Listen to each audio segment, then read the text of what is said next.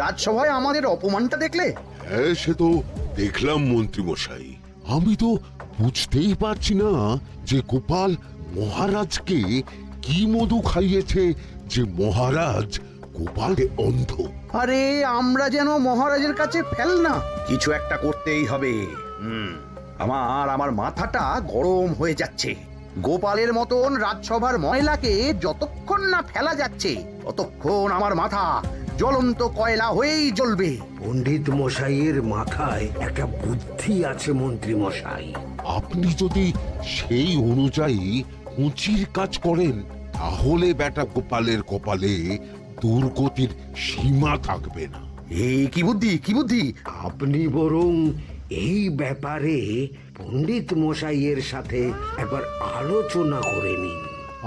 আমি চলি, কেমন? আমি চলি। হ্যাঁ হ্যাঁ, এসো এসো এসো এসো।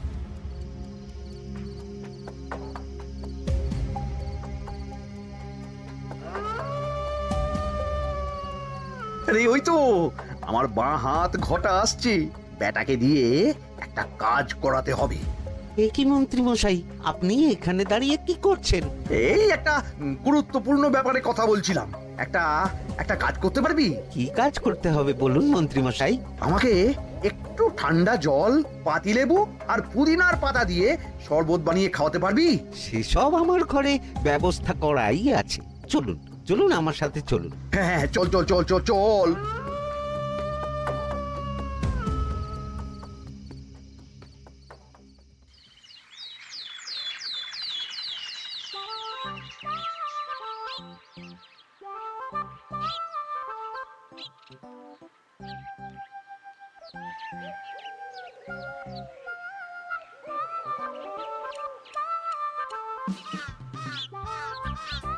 কি ব্যাপার পণ্ডিত, এত গুম মেরে আছো কেন? সকাল সকাল গিন্নি খুব বকেছেন মনে হচ্ছে। গিন্নির বাক্য সুধায় কান ভরে গেছে, আর কিছুই কানে ঢুকছে না। আরে দাঁড়াও দাঁড়াও পণ্ডিত, দাঁড়াও জ্যোতিষী। পণ্ডিত তো আমার কথা শুনতেই পেল না মনে হচ্ছে।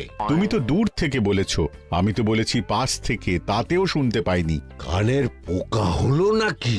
কি গো পণ্ডিত, ব্যাপার কি? কেমন বুঝছো? এ তো ভয়ানক কর্ণকোষ্ঠবদ্ধতার লক্ষণ। তুমি কচু বুঝেছো? আমার হয়েছে কর্ণগোপাল, তোমাদেরও হতো, কিন্তু তোমাদের দোকান কাটা বলে হয়নি। তুমি আমাদের অপমান করছো। তোমাদের অপমান বোধ থাকলে কোনো শব্দই কানে ঢুকতো না, শুধু একটাই শব্দ কানে বাজতো, গোপাল গোপাল গোপাল। এবারে রাজসভায় কিভাবে হেনস্থা হতে হলো মনে নেই?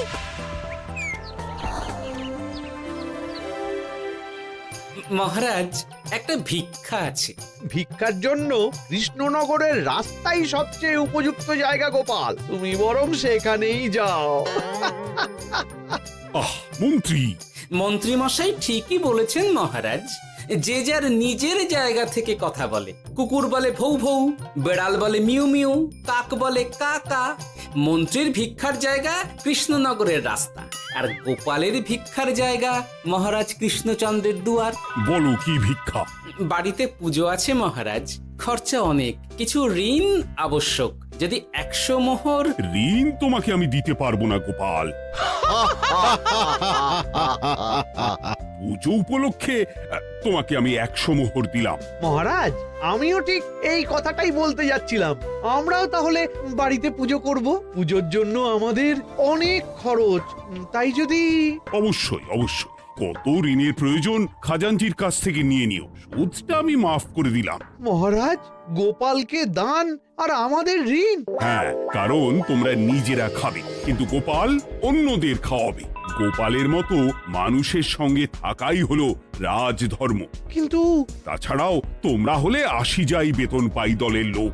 গত 1 বছরে তোমার কোন মন্ত্রণা দেশের কাজে এসেছে? পণ্ডিত কোনো নতুন তত্ত্ব শুনিয়েছে? জ্যোতিষী কোনো অমোঘ ভবিষ্যৎবাণী করেছে? আর বৈদ্য 3 বছর ধরে আমার হাঁটুর ব্যথা সারাতে পারেনি। কিন্তু গোপাল, গোপালের ভাঁড়ে হাস্যরসের কখনো অভাব হয়নি। মনে আছে? আছে, কিন্তু করার তো কিছু নেই। আজ আছে।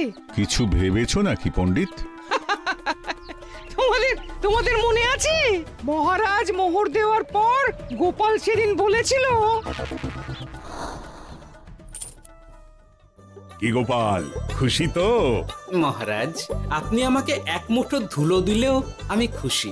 সেই ধুলো মুঠোই আমি সোনা মুঠো করে ফেলবো। মনে নেই আবার? একটু ঝেড়ে কাশো তো দেখি পণ্ডিত, কি ভেবেছো? যা হবে দেখতেই পাবে।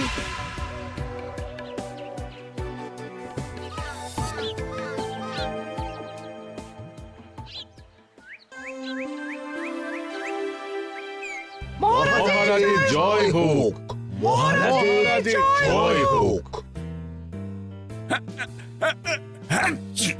ওরে বাবা, এই যে সকাল সকাল চান করে ঠান্ডা লেগে গেল মনে হচ্ছে। মহারাজ, ওই কবি গান উপলক্ষে গত মাসটা আমি কৃষ্ণনগরের কোণে কোণে ঘুরে বেরিয়েছি। প্রজাদের মধ্যে একটা অসন্তোষ আমি লক্ষ্য করেছি মহারাজ। অসন্তোষ? আমি তো জানতাম আমার শাসনে প্রজারা সুখে আছে। সুখে তারা ভাসছে মহারাজ, কিন্তু একটাই অসুখ, তারা মহারাজের দর্শন পায় না। তারা মহারাজের পদধূলির জন্য আকুল হয়ে আছে, মহারাজের দর্শন পাওয়ার জন্য চাতকের মতো অপেক্ষা করছে। চিত্রকরকে দিয়ে চিত্র অঙ্কন করিয়ে বিলি করে দিলেই হলো।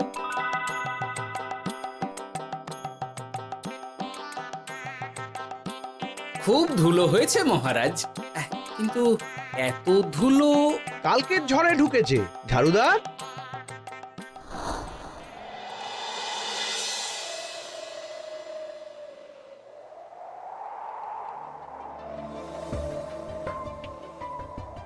এই সুযোগ, রাজসভা ফাঁকা, এমন ঝড় যে পেয়াদারাও বাইরে নেই। কাজটা সেরে ফেল, বুঝলি? কিরে, কাজটা কর।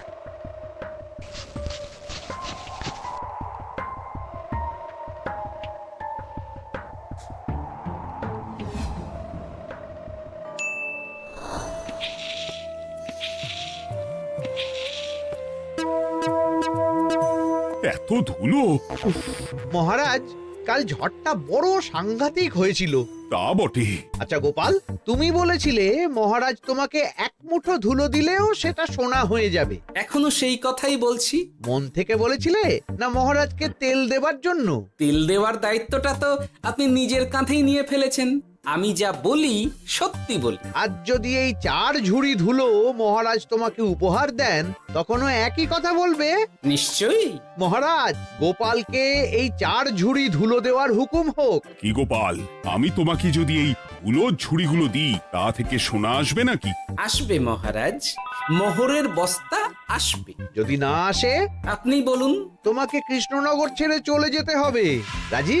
আর যদি আমি পারি, তাহলে আপনাকে এই মন্ত্রীর চাকরি ছেড়ে দিতে হবে। কি রাজি?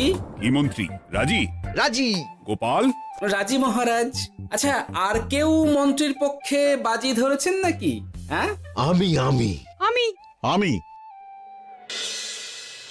ও গোপাল এবার যে মরণ কুয়োতে ঝাঁপিয়েছে, সেখান থেকে আর উঠে আসতে পারবে না। পুরো থেকে মোহরের বস্তা আসবে। এ হচ্ছে গোপালের উন্মাদ রোগের শুরু। দেমাক দেমাক, মহারাজের পিঠ চাপড়ানি পেয়ে পেয়ে গোপাল ভেবেছে যে ও সব কিছু করতে পারে। এবার শুধু সেই দিনটার অপেক্ষা, যেদিন গোপালকে উল্টো গাধায় চড়িয়ে কৃষ্ণনগর থেকে বার করে দেব। এতটা নিশ্চিন্ত হবেন না মন্ত্রী মশাই। গোপাল কিন্তু হালকা কথা ছুঁড়ে দেওয়ার লোক নয়। কি বলতে চাইছো পণ্ডিত? ওই 4 ঝুড়ি ধুলো থেকে মোহরের বস্তা আসবে? না, তা বলছি না। অন্য জায়গা থেকেও তো মোহরের বস্তা আসতে পারে। তার সঙ্গে ধুলো মিলিয়ে দিলেই কেল্লা ফতে। গোপালের নিশ্চয়ই কোনো পরিকল্পনা আছে। গোপালের সব পরিকল্পনার গোড়া মেরে রেখে দিয়েছি পণ্ডিত। ঘটা আছে গোপালের পেছনে, আর ঘটা আছে গোপালের বাড়ির পাহারা। লুকিয়ে কিচ্ছু করতে পারবে না। আরে ওই তো বটা আসছে। বেল্লিক, উল্লুক, তোকে আমি জল বিছুটি দেওয়াবো। গোপালকে ছেড়ে চলে এসেছিস কেন? ছেড়ে আসবো কেন মন্ত্রী মশাই? গোপালকে ওর বাড়ির সামনে ছেড়ে এসেছি। ওখানে তো ঘটা আছে। ও বড্ড ঘুরিয়েছে বেটা। কোথায় কোথায় গিয়েছিল গোপাল? 4 ঝুড়ি ধুলো নিয়ে বেটা বাড়ির উল্টো দিকে হাঁটা দিল। চললাম পিছু পিছু যাচ্ছিল কোন দিকে? নদীর দিকে, কিন্তু গোপাল দাঁড়ালো যদুর বাড়ির সামনে। এই যদু হলো সেই লোক যে লোকজনের বাড়িঘর কেনা বেচা করে আর লোক ঠকায়। আগে রাজধানীতে থাকতো। বেটা রাজধানী থেকে এই কৃষ্ণনগরে পালিয়ে এসেছে, এখানেও লোক ঠকাচ্ছে। কিন্তু বেটা এত চালাক যে কিছুতেই ধরা যাচ্ছে না। এইরকম লোককে ধরাচ্ছে হাতে রাখা ভালো নয় কি মন্ত্রী মশাই? সে তো জানি, কিন্তু ওর ওপর মহারাজের কড়া নজর আছে। এখন ওর সঙ্গে সম্পর্ক রাখা খুব ঝুঁকি। যাই হোক, তারপর? হ্যাঁ তারপর যদু, যদু রে, গোপাল খুড়ো, আরে তুমি এখানে কি করছো? দেখতেই তো পাচ্ছিস ধুলো। তবে যে সে ধুলো নয়, মহারাজ কৃষ্ণচন্দ্রের পদধূলি। শুনিসনি বোধহয় এখন কৃষ্ণনগরে সবচেয়ে বেশি চাহিদা মহারাজের পদরেণু। আচ্ছা, মহারাজের পদরেণু নিয়ে যাচ্ছ কোথায়? এই ছোট ছোট পুলিন্দায় ভরে কৃষ্ণনগরের প্রত্যন্ত জায়গায় যেখানে প্রজারা মহারাজের সাক্ষাৎ পায় না সেখানে বিক্রি করব। তোমার কি মাথা খারাপ? পায়ের ধুলো বিক্রি হবে? ওরে, গতবারে মাত্র 1 ঝুড়ি ধুলো 1000 মোহরে বিক্রি করেছিলাম, এবারে 4 ঝুড়ি। শোনো, তুমি আবার ঘুরে ঘুরে বিক্রি করবে কেন? তোমাকে আমি বরং 10 মোহর দিয়ে দিচ্ছি। তুমি আমাকে এগুলো দিয়ে দাও, আর বিক্রি করে যা হবে তোমাকে এই 40 ভাগ দিয়ে দেবো।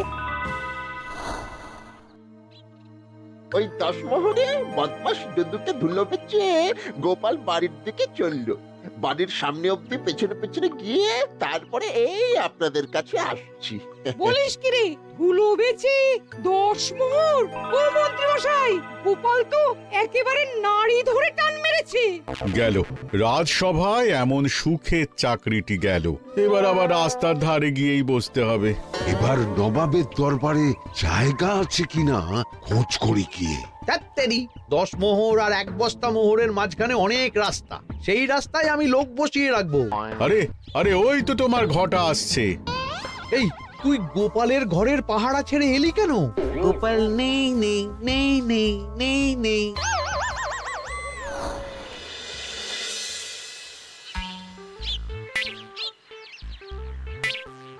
আরে, ভয় পেলি নাকি?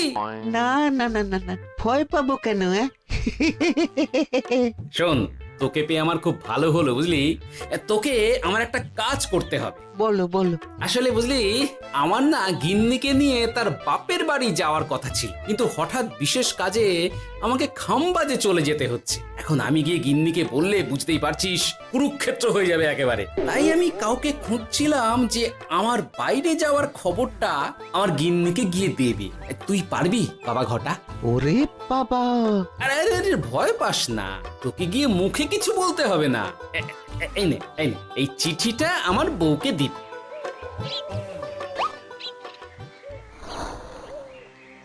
কৃষ্ণনগর ছেড়ে চুপি চুপি চলে যাচ্ছি, চালাকিটা দেখেছেন? ওসব চালাকি আমি তুড়ি মেরে উড়িয়ে দেব। কি করবেন? চারিদিকে আমি অশ্বারোহী গুপ্তচর পাঠাচ্ছি, গোপালকে কোনো চালাকি করতে দেব না।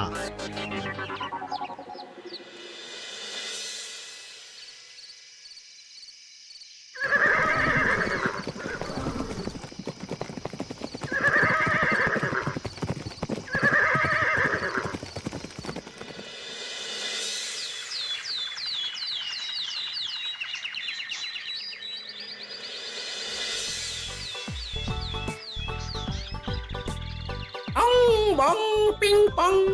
হ্যাঁ, ওরে বাপ যে, এ আবার কি বলে? মানে বুঝিতে পারিলে না? অং বং পিং পং অর্থাৎ আইসো আমার নিকট বিদেশি জাদু শরবত আছে। ইহাতে তৃষ্ণা নিবারিত হয়, শক্তি বৃদ্ধি হয়, ঘুম ভালো হয়, সম্পর্কের উন্নতি হয়, জামা কাপড় ফর্সা হয়, তু শব্দ না করে সকাল সকাল কষ্ট পরিষ্কার হয়, মূল্য মাত্র 1 মোহর। বোঝো, ওইটুকু অং বঙ্গের মধ্যে এত কিছু? ঠিক আছে, তা দাও দেখি। আপাতত টেস্টটা তো মিটু, বাকিগুলো পরে বোঝা যাবে।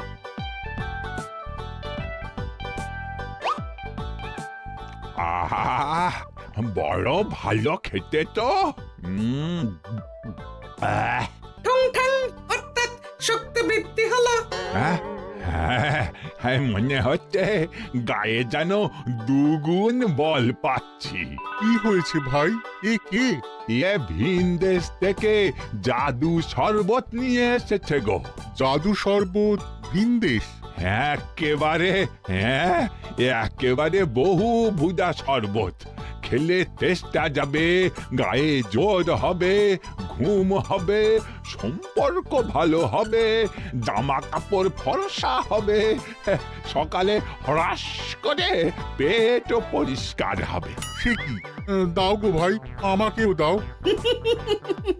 গুড় জল, সঙ্গে একটু ভাজা মশলা, আমচুর আর বিট নুন, শুদ্ধ দেশি জিনিস। জানলে কেউ ছুঁয়েও দেখতো না, কিন্তু একটু বিদেশি গন্ধ দিতেই একেবারে হট্ট মেলা। আরে তোমরাও এসেছো দেখছি। সং সং শঙ্কা, লং লং লঙ্কা। মানে অর্থাৎ এই শরবত খেলে আর শঙ্কা নাই, বুদ্ধি লঙ্কার মতন ঝাল হয়ে যাবে। তারপর ডং ডং ডঙ্কা, টং টং টঙ্কা, ফাইন ফাইন, অর্থাৎ টাকা আসবে আমার কাছে।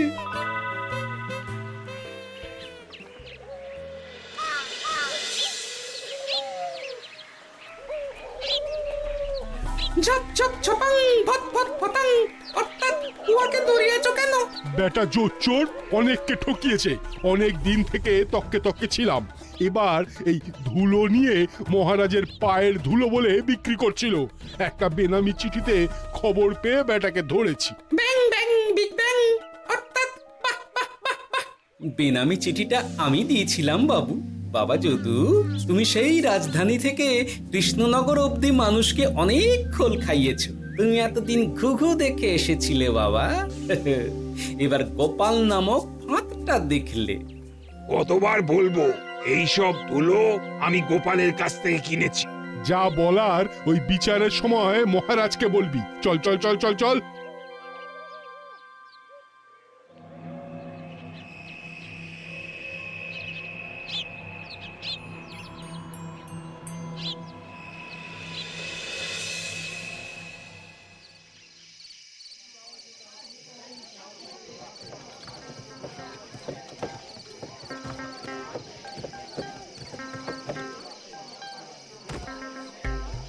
ঝন্টু মন্টু ননাংফু। নাও ঠেলা। সাহেব বলে কি ফু দিয়ে দিতে হবে? কি বলছো সাহেব? বুঝতে পারছি না, কোথায় ফু দেব? ঝন্টু মন্টু ননাংফু, অর্থাৎ লবণ আছে? আছে আছে সাহেব আছে। কত লাগবে? ভান্ড ভরি আন্ডাকারি, অর্থাৎ যা আছে সব।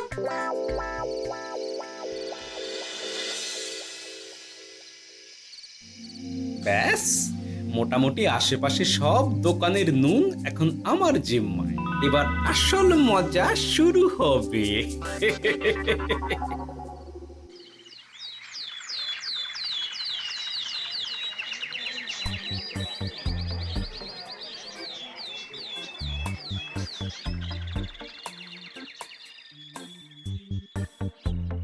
নুন আছে?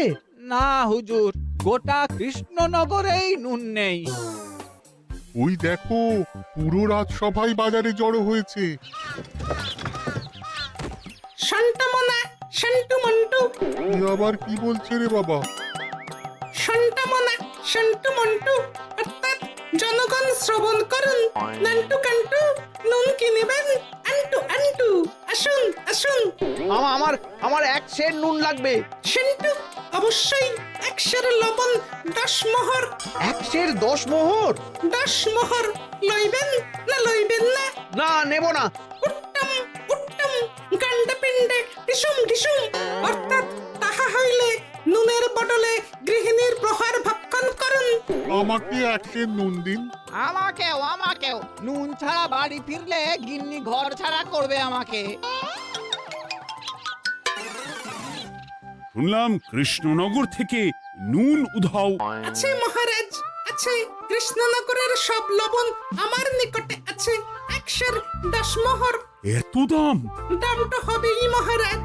লবণ ছাড়া রান্না কেমন হবে ভাবিয়া দেখুন। ঠিকই বলেছ, রাজপাকশালেও তো রান্না বসেনি।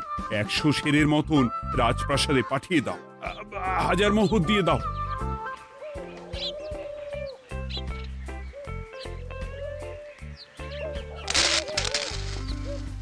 ব্যাস 1 বস্তা মোহর হয়ে গেছে। গোপাল, হ্যাঁ মহারাজ, গোপাল যে 4 ঝুড়ি ধুলো থেকে 1 বস্তা মোহর রোজগার করেছে। ইয়া বাত! চলো রাজসভায়, পুরো গল্পটা শুনতে হবে। সকলেই এসো তাহলে রাজসভায়। কিন্তু মহারাজ, যারা বাজি হারলো তাদের তো চাকরি গেছে, তো তারা রাজসভায় যাবে কি করে? ঠিক ঠিক ঠিক বলেছ। আর যারা বাজি হারলো তারা বাদ, বাকিরা চলো। এই সেরেছে, গোপাল তো আবার বাজি মেরে দিল। ও মহারাজ, আমাদের দেখুন। ও মহারাজ, আমাদের দেখুন। ও মহারাজ। হ্যাঁ